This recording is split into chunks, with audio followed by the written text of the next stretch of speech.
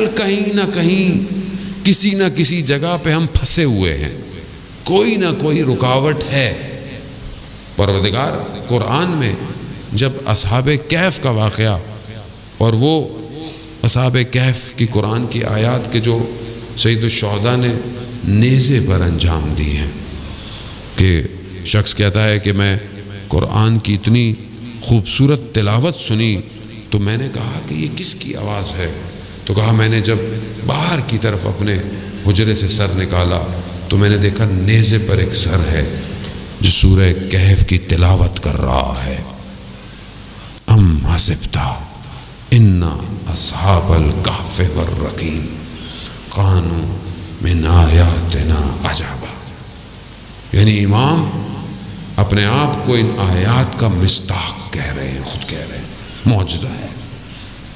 جو امام نیزے پر قرآن پڑھ رہا ہو، اس کے ماننے والے کتنا قرآن پڑھتے ہیں، کتنے قرآن کی تلاوت ہے، زندگی میں کتنا قرآن ہے، ہماری زندگی میں قرآن کتنا ہے، گھر میں رکھا ہوا ہے مولانا صاحب، جب سفر پہ جاتے ہیں تو سر کے نیچے سے گزر جاتے ہیں، جب کوئی مر جاتا ہے تو فاتحہ پڑھ دیتے۔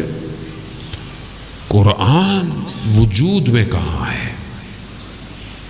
قرآن سے انسیت کتنی ہے، مانوس کتنا ہے قرآن سے انسان۔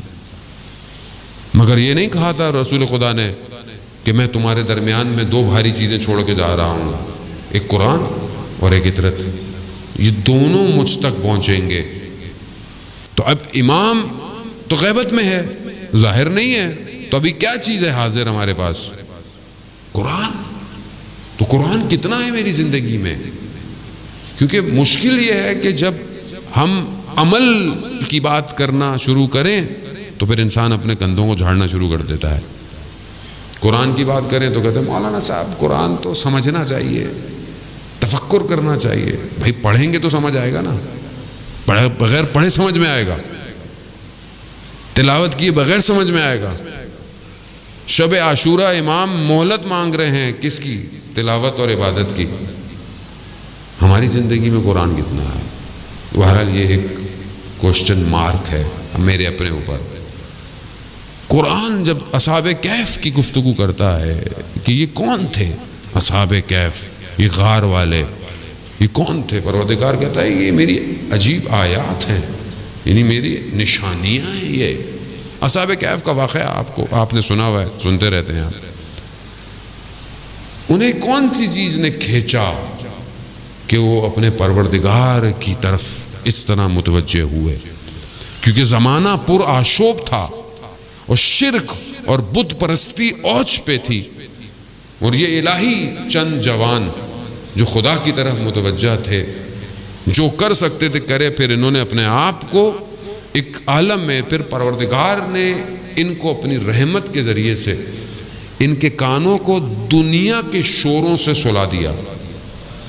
بس میں کچھ مفاہیم کی طرف جو اساتید حوزے میں بیان کرتے ہیں وہ آپ کی طرف متوجہ کرنا ہے۔ میرے کو تفسیر کا میرا نہ مقصد ہے نہ یہ مقام ہے تفسیر کو بیان کرنے کا۔ یعنی پروردگار کہتا ہے کہ ہم نے ان کے کانوں میں خاموش کر دیا، ان کے کانوں پہ پردے ڈال دیے، جو شور ہو رہا تھا دنیا میں اس سے ان کو خاموش کروا دیا اور ان کو سلا دیا۔ دنیا کی جو لذتیں ہیں، جو زینتیں ہیں، وہ چند طرح کی زینتیں ہیں کہ دنیا اس زینت میں کھو جاتا ہے، اور یہی دنیا کی زینت اور لذتیں انسان کو بربادی کی طرف لے کے چلی جاتی ہیں۔ انسان جانتا ہوتا ہے سب کچھ لیکن پھر بھی انجام نہیں دیتا۔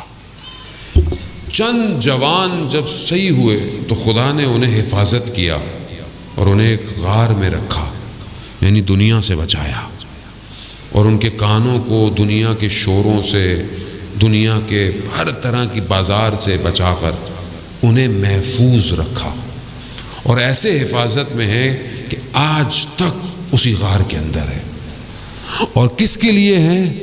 آخری امام کے وقت اٹھائے جائیں گے، اٹھائے جائیں گے۔ اور یہ آیات الہی ہے، یہ نشانیاں ہیں کہ آج جو اس زمانے میں دنیا تھی، جو اس زمانے میں سسٹم تھا، نظام تھا، وہ کس طرف کھینچ رہا تھا؟ کیوں یہ جوان اس کے خلاف کھڑے ہوئے تھے؟ کیوں انہوں نے اپنی جانوں کو خطرے میں ڈالا؟ کیونکہ بت پرستی، شرک پرستی اور وہ دنیا کو تباہ اور برباد اور فساد کرنے والا نظام حاکم